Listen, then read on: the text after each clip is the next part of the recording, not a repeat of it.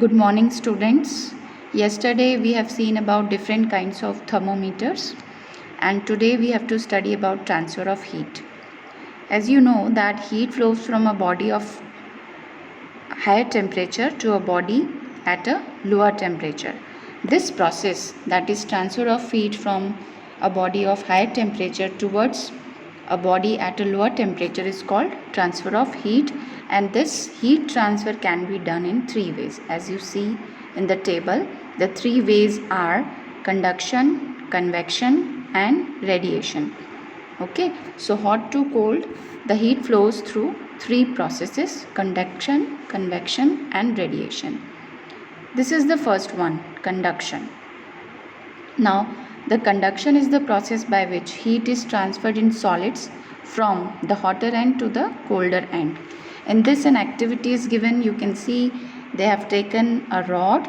This activity can be performed at home also.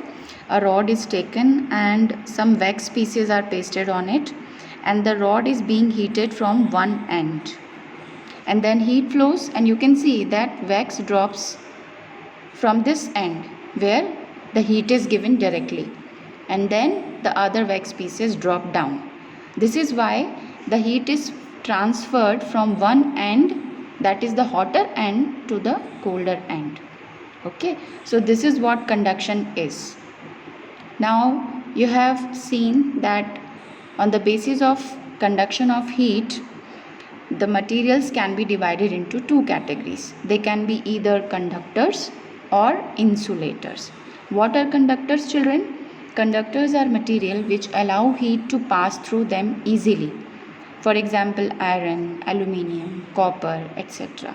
And what are insulators? Insulators are the materials which do not allow heat to pass through them. And you know very well, there are some substances or materials like wood, plastic, glass, rubber, air, water, etc. They do not allow the heat to pass through. And you can see the pictures also. There are some conductors, there are some insulators of heat. And this is the second process, convection. Children, you all have seen how the water boils. When water boils, some water droplets, you can see they are rising from bottom to the upper side of the liquid. Okay, they rises up and the cold water from the top moves down, and then again the water becomes hot and rises up, and cold water from the top moves down.